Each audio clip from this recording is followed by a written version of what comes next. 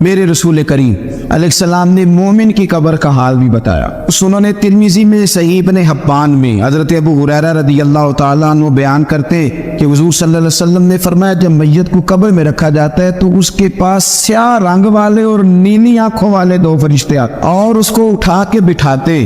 باقی حدیثوں میں 3 ہی سوال ہیں، لیکن اس حدیث میں حضور نے فرمایا انہوں نے بس میرے بارے میں پوچھنا ہے، اٹھا بس میرے بارے میں صرف یہ پوچھنا ہے، بتا مدینے والے محبوب کے بارے میں دنیا میں کیا کہا کرتا۔ تو اعلیٰ حضرت بریلوی تو کہتے ہیں، میں نے تو کہہ دینا ہے، سرور کہوں کہ مالک و مولا کہوں تجھے، باغ خلیل کا گل زیبا کہوں تجھے، تیرے تو وصف عیب تناہی سے ہیں بری، حیران ہوں میرے شاہ میں کیا کیا کہوں تجھے، لیکن رضا نے خدم سخن اس پہ کر دیا، خالق کا بندہ خلق کا آقا کہوں تجھے۔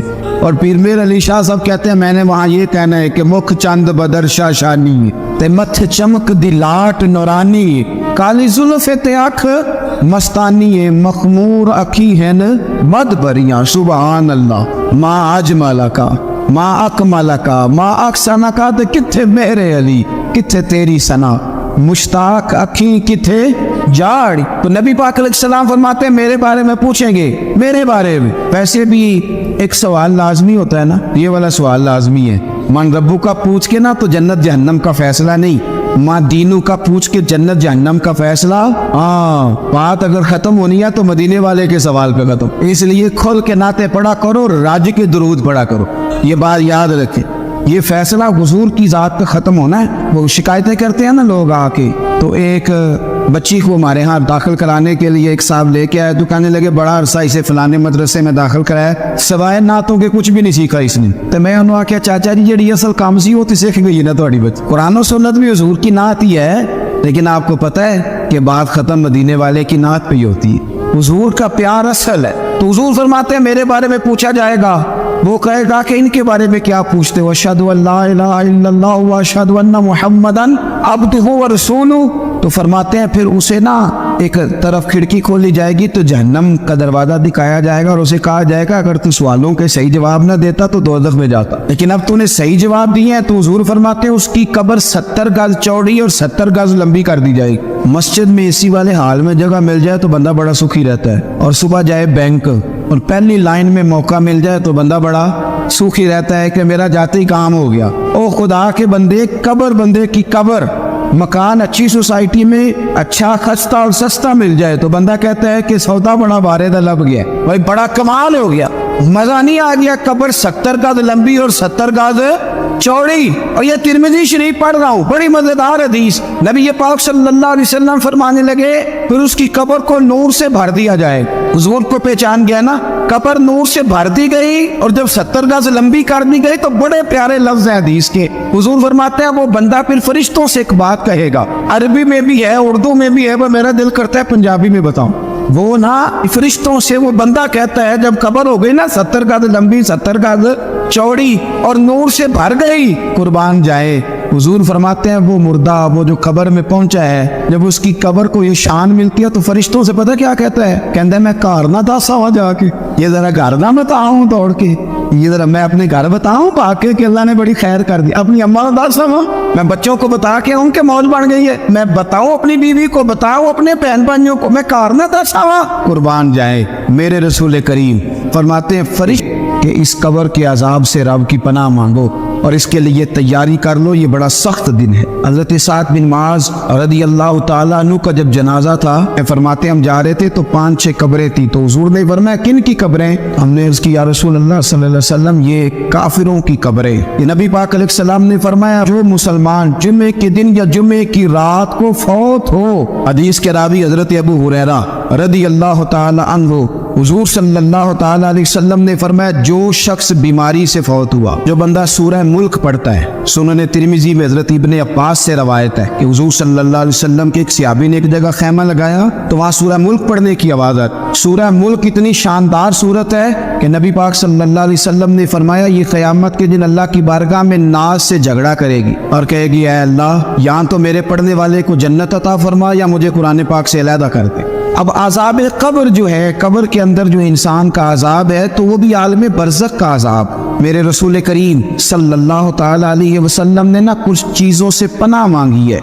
خود حضور نے، رسول کریم علیہ السلام نے پناہ مانگی۔ حضور فرمانے لگے اے اللہ مجھے کنجوسی سے، بخیلی سے پناہ عطا فرما، اور حضور نے باقاعدہ پناہ مانگی ہے کہ اے اللہ مجھے ارذل العمر ہونے سے پناہ میں رکھ، جب عمر اتنی زیادہ ہو جائے کہ وجود کے حصے کام کرنا چھوڑ جائے، اس سے پناہ مانگی۔ اور خود میرے نبی پاک علیہ السلام نے قبر کے عذاب سے پناہ مانگی۔ یہ تعلیم امت کے لیے کہ تم بھی پناہ مانگو عذاب قبر سے۔ قبر کا عذاب پر حق ہے، قبر کے لیے تیاری کر کے رکھنا، اپنی قبر کو یاد رکھنا، مر جانے کو یاد رکھنا۔ حضرت سعد بن معاذ رضی اللہ تعالیٰ عنہ کا جب جنازہ تھا تو صحابہ کرام فرماتے کہ حضور نے نماز جنازہ کی امامت فرمائی تو قبر کے تیار ہونے میں کچھ دیر تھی، تو رسول کریم صلی اللہ علیہ وسلم زمین پر بیٹھ گئے اور ایک لکڑی سے حضور زمین کریدنے لگے۔ ہم میں وہ انتظار تھے کہ اللہ کے رسول صلی اللہ علیہ وسلم سر مبارک اٹھائیں، ہمیں کو نصیحت کرے۔ فرماتے حضور نے سر اقدس اٹھایا تو حضور کی آنکھوں میں آنسو تھے، اور رو کے حضور فرمانے لگے، رو کے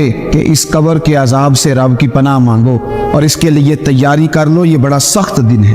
رو کے حضور نے فرمایا، رو کے۔ آج تو لوگ مذاق بنا، کچھ فقیر صوفی درویش کہلانے والے بھی وہ کہتے ہیں یہ جو مولوی بتا رہے ہیں نا قبر میں بچھو ہوں گے، سانپ ہوں گے، یہ تو مولوی اپنی قبر بتا رہا ہے، ہمارا اس سے کیا لینا دینا ہے۔ خدا سے ڈرے۔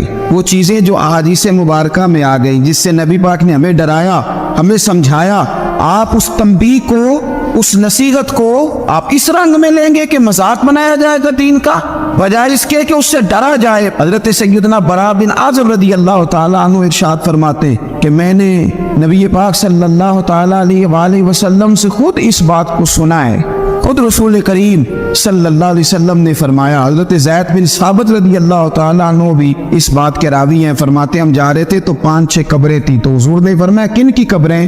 ہم نے عرض کی یا رسول اللہ صلی اللہ علیہ وسلم یہ کافروں کی قبریں، یہ صحیح مسلم میں حدیث موجود ہے، کفار کی قبریں۔ تو اللہ کے رسول صلی اللہ علیہ وسلم فرمانے لگے، ذرا حدیث کے لفظوں پہ غور کرنا، حضور فرمانے لگے اگر مجھے ڈر نہ ہوتا کہ تم اپنے مردوں کو دفن کرنا چھوڑ دو گے، اگر مجھے اس بات کا ڈر نہ ہوتا کہ تم اپنے لوگوں کو، مرنے والوں کو قبروں میں دفن کرنا چھوڑ دو گے، اگر یہ مجھے ڈر نہ ہوتا تو میں سناتا کہ قبر کے اندر کس طرح عذاب ہوتا ہے۔ تمہیں دنیا میں رہ کے میں سناتا، پر ڈر ہے کہ کہیں تم اپنے مرنے والوں کو قبروں میں دفن کرنا چھوڑ ہی نہ دو، اس لیے میں تمہیں یہ بات نہیں بتاتا۔ اور میرے رسول کریم صلی اللہ تعالی علیہ وآلہ وسلم نے پھر ارشاد فرمایا، اپنے غلاموں کی طرف نظر فرمائی، یہ بات کہہ کے کہ اگر مجھے ڈر نہ ہوتا کہ تم دفن کرنا چھوڑ دو گے تو تمہیں میں سنا دیتا کہ قبر میں کیا عذاب ہوتا ہے۔ پھر حضور نے صحابہ سے فرمایا چلو بھائی دوزخ کے عذاب سے اللہ کی پناہ مانگ، تو سب کہنے لگے ہم دوزخ کے عذاب سے اللہ کی، صحابہ نے کہا ہم دوزخ کے عذاب سے اللہ کی پناہ مانگتے۔ پھر نبی پاک صلی اللہ تعالی علیہ وسلم نے ارشاد فرمایا تم سب کہو کہ ہم قبر کے عذاب سے اللہ کی پناہ مانگ، تو صحابہ نے کہا ہم قبر کے عذاب سے اللہ کی پناہ مانگتے ہیں۔ پھر میرے رسول پاک علیہ الصلوۃ والسلام نے فرمایا تم کہو، سارے یہ کہو کہ ہم ظاہری اور باطنی فتنوں سے اللہ کی پناہ مانگ، تو صحابہ نے کہا کہ ہم ظاہری اور باطنی فتنوں سے اللہ کی پناہ مانگتے ہیں۔ پھر میرے محبوب علیہ السلام نے فرمایا تم کہو کہ ہم دجال کے فتنے سے اللہ کی پناہ مانگتے ہیں، تو صحابہ کرام نے کہا کہ اے اللہ ہم دجال کے فتنے سے تیری پناہ مانگ، تیری پناہ میں آتے۔ نبی پاک علیہ السلام نے یہ الفاظ کہہ کے یہ بات بتلا کے ہمیں سمجھا دیا، ہمیں قائل فرمایا محبوب نے۔ یاد رکھنا، اس بات کو اچھی طرح سمجھ لینا کہ اگر مجھے ڈر نہ ہوتا کہ تم اپنے مردوں کو دفن کرنا چھوڑ دو گے تو تمہیں بتلا دیتا کہ قبر میں کتنا سخت عذاب ہوتا ہے۔ میرے عزیز، کچھ لوگ ایسے ہیں جن سے عذاب قبر ہوگا ہی نہیں۔ میرے رسول کریم صلی اللہ تعالی علیہ وسلم نے ارشاد فرمایا کہ جو اللہ کے رستے میں شہید ہو گیا، سنن نسائی میں موجود ہے، اسے عذاب قبر نہیں ہوگا، بلکہ ایک حدیث میں تو فرمایا حساب کتاب ہی نہیں ہوگا، اللہ بغیر سوال جواب کے جنت عطا فرما دے۔ کچھ لوگوں کو نا لوگوں کی بخشش پہ بھی مسئلہ ہی بنتا ہے کہ کوئی بخشا نہ جائے۔ اور ایک صاحب کہہ رہے تھے جی یہ کیا معاملہ ہے کہ جمعے کو بندہ مر گیا یا فلانا ہو گیا تو اس سے حساب کتاب نہیں ہوگا، اتنے بڑے جرم لوگوں نے کی، اتنے پاپ، اور جمعے کو مر گیا تو بخشا جائے گا۔ تو میں نے کہا جرموں کا بھی اسے حساب اللہ لے لے گا، لیکن میاں حساب کتاب کی ڈیوٹی نہ اللہ کی ہے تو بہتر یہ ہے کہ اسی کے ہاتھ میں رہے، تو نہ اپنے ہاتھ میں لینے کی کوشش کر۔ सुने सुनने तिरमिजी की हदीस। हमें पता नहीं क्या मुसीबत है, हमें पता नहीं क्या मसला है। एक जनाजे से मैं निकला, आप यकीन करें कभी कभी कलेजा फट जाता है। मैं एक जनाजे से निकला तो मेरे साथ एक बंदा जनाजा पढ़ के निकला, तो कहने लगा जी पीर साहब देखें आज कितनी दुनिया आई है, हालांकि ये बंदा इस तरह का था, इस तरह का था, इस तरह का था।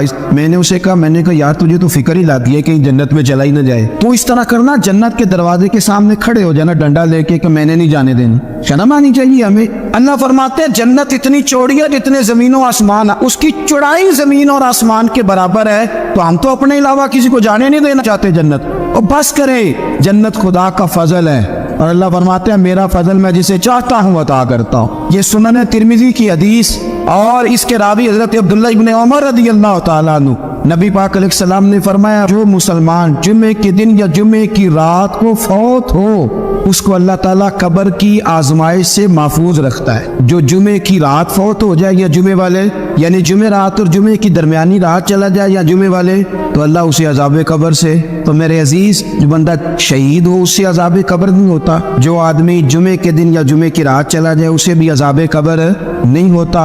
और मेरे रसूल करीम सल्लल्लाहु ताला अलैहि वसल्लम ने फरमाया जो बंदा एक दिन और एक रात, यह हदीस सही मुस्लिम में, सुनन तिरमिजी में, मुसन्नफ अब्दुर रज़ाक में मौजूद है, एक दिन और एक रात अल्लाह की रिजा के लिए इस्लामी सरहद पे पहरा दे। मैं और आप सोए हुए हैं, लेकिन वो लोग जो फौजी बॉर्डरों पे खड़े, देखो मदीने वाले महबूब किस किस पे करम फरमा।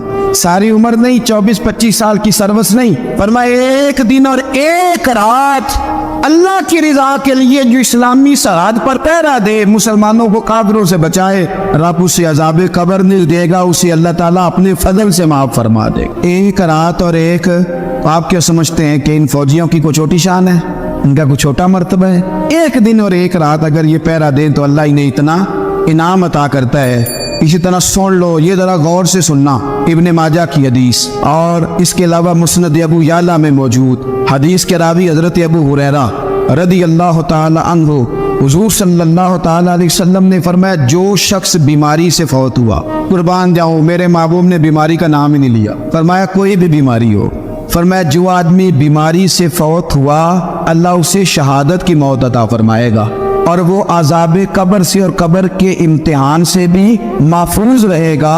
और हुजूर फरमाते हैं उसको सुबह और शाम जन्नत के बागों में से रिस्क दिया जाएगा। जो किसी भी बीमारी से मरा, ये लोग बीमारी से मर रहे हैं तो लोगों ने अछूत समझ रहे हैं, अछूत, ये अछूत नहीं है इसलिए कि लवारिस नहीं, ये खुदा रसूल के मानने वाले हैं, तुम इन्हें अछूत कह रहे हो और मदीने वाले रसूल इन्हें शहीद फरमा रहे हैं। हुजूर ने फरमाया जो बीमारी से मरे शहीद है, वो कब्र की अजाब से महफूज रहेगा और जन्नत के बागों में से अल्लाह रिज़्क देगा। लोग कहते हैं देखो जी बड़ा तंग होकर दुनिया से गया है, तो उस बंदे को भी अजाब कब्र नहीं होता। इसी तरह जो बंदा सूरह मुल्क पढ़ता है, सुनन तिरमिजी में हज़रत इब्ने अब्बास से रवायत है कि हुजूर सल्लल्लाहु अलैहि वसल्लम के एक सहाबी ने एक जगह खैमा लगाया तो वहाँ सूरह मुल्क पढ़ने की आवाज़ आई, कोई बंदा पढ़ने वाला नजर नहीं आता था। जब हुजूर की बारगाह में अर्ज किया तो फरमाया वहाँ कब्र थी और कब्र के अंदर बैठ के मेरा सहाबी सूरह मुल्क की तिलावत कर रहा। अगर हमें खसरा नंबर याद हो जाता है ना अपनी जगह का, और हमें पता होता है कि मेरे वाला हिस्सा कितने करोड़ का है, अगर सारी कहानियां हमें याद होती हैं तो सूरह मुल्क भी हमें याद हो सकती है। मोबाइल पे उसको रिकॉर्ड कर ले, फिर उसको सुने कभी भी सूरह मुल्क में। और हमारे सिलसिला आलिया में तो सूरह मुल्क वजीफा है। हमारे अल वजीफतुल करीमा में आला हज़रत ने लिखा है कि रात को सूरह मुल्क और सूरह यासीन के बगैर सोना नहीं। सूरह मुल्क इतनी शानदार सूरत है कि नबी पाक सल्लल्लाहु अलैहि वसल्लम ने फरमाया ये क़यामत के दिन अल्लाह की बारगाह में नाज से झगड़ा करेगी और कहेगी ऐ अल्लाह या तो मेरे पढ़ने वाले को जन्नत अता फरमा या मुझे कुरान पाक से अलहदा कर दे। ऐ ईमान वालों, बहुत सारे गुमानों से, बहुत सारे ख्यालों से बचो। फरमाया बाज गुमान भी, बाज ख्याल भी गुनाह हैं। कैसे बचे? फरमाया वला तजस्ससु, ये जासूसी छोड़ दो, ये किसी की बातों, छुपी हुई बातों को तलाश करना छोड़ दो।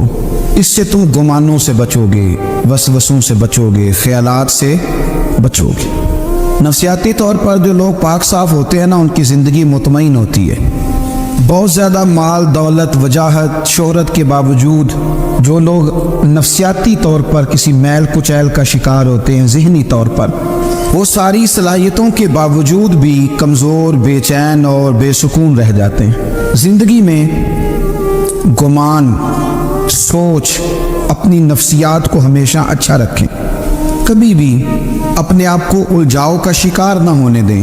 جس آدمی نے سکون لینا ہے اس نے بھی یہاں سے لینا ہے، اپنے اندر سے۔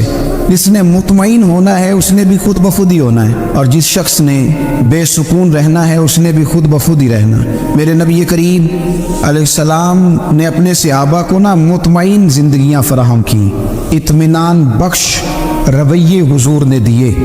آپ غور فرمائیں گے کہ غریب ترین صحابہ بھی جب کوئی ان سے پوچھتا تھا کیفیت کیا ہے تو وہ کہتے تھے الحمدللہ، اللہ نے ہمیں نبی کریم کا غلام بنا دیا ہے۔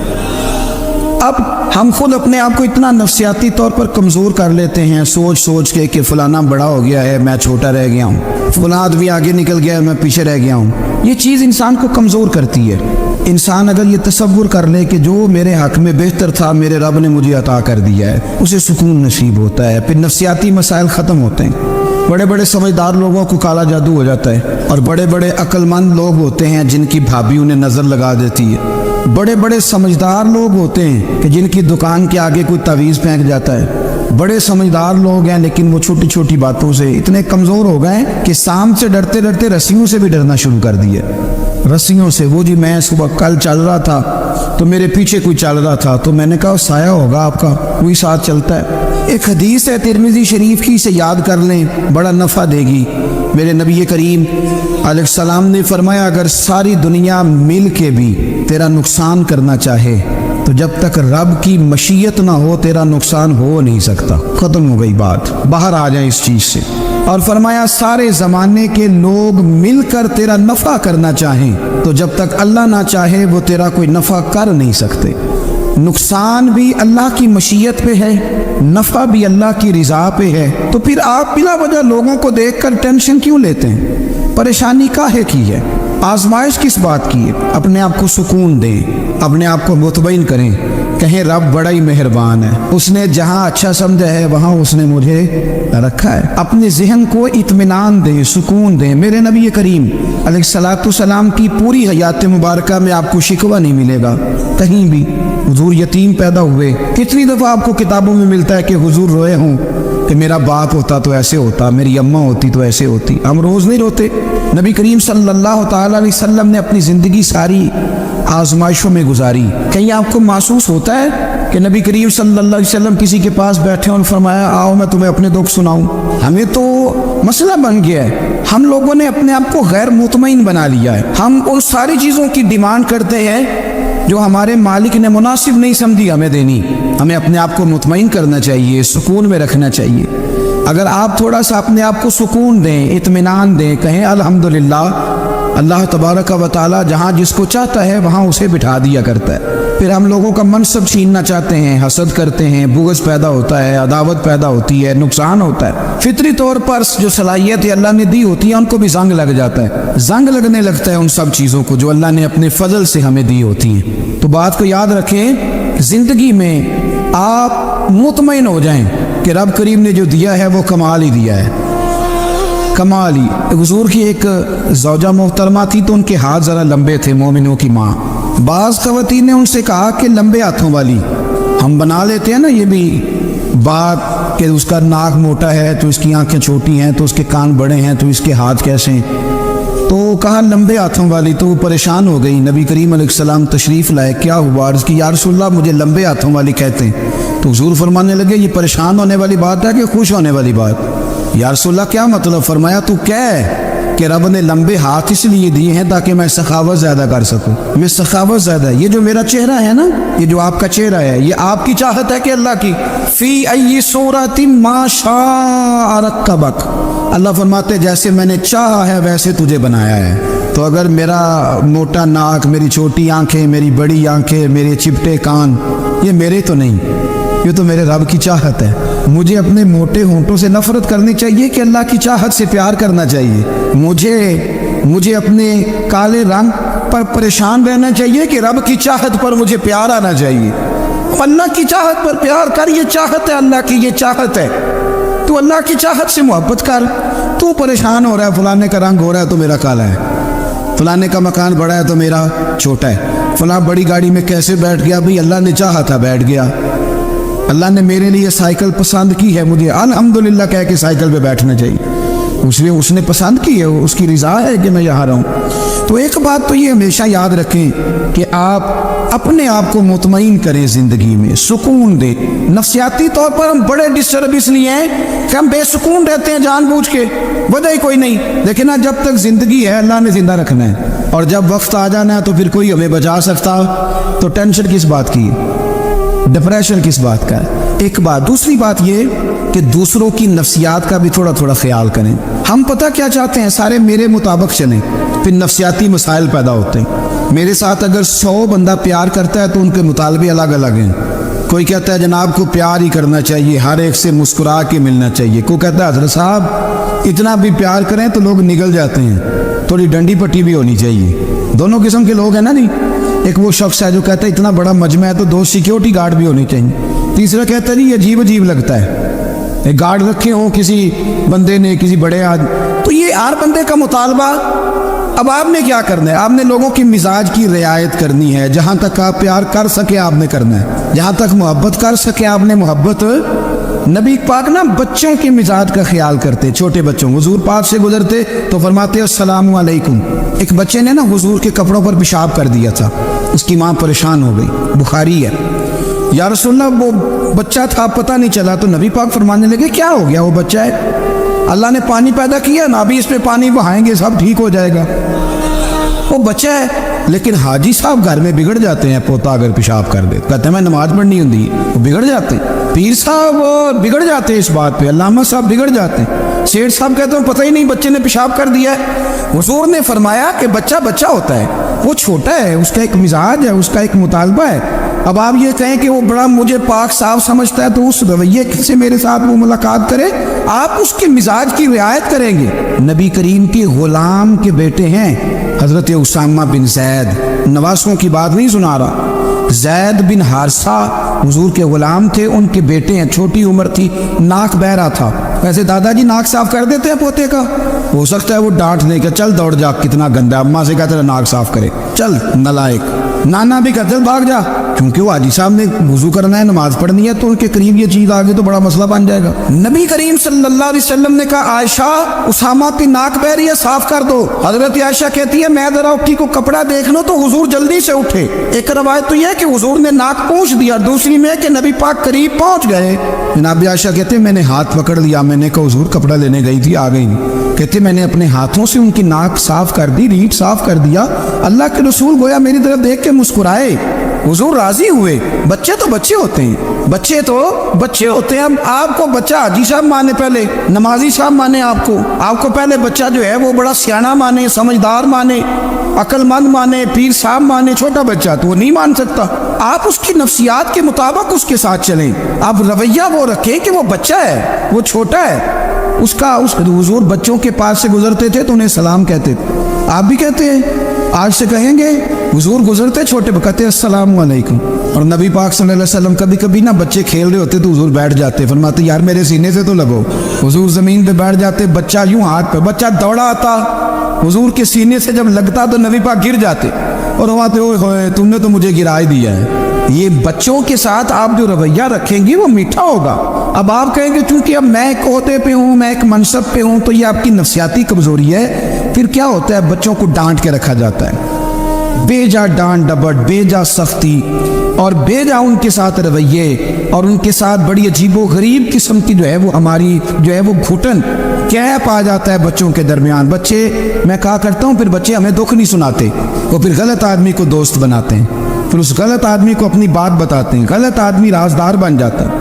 آپ ان کی نفسیات کے مطابق ان سے پیار کریں، انہیں ٹائم دیں، آپ دیکھیں یہ کیا سوچتے ہیں، کیا کہتے ہیں، کس طرح کا ان کا رویہ ہے بچوں کے ساتھ۔ پھر نوجوان جب کوئی ہو جاتا ہے تو اس کی سوچیں جوان ہو جاتی ہیں۔ نوجوانوں سے معذرت کے ساتھ نبی پاک علیہ السلام نے نوجوانوں کی حکومت سے پناہ مانگی، نوجوانوں کی حکومت سے پناہ مانگی ہے، اس لیے کہ نوجوان بڑی جلدی پیار بھی کرتا ہے اور بڑی جلدی نفرت بھی کرتا ہے، سوچیں مضبوط نہیں ہوتی۔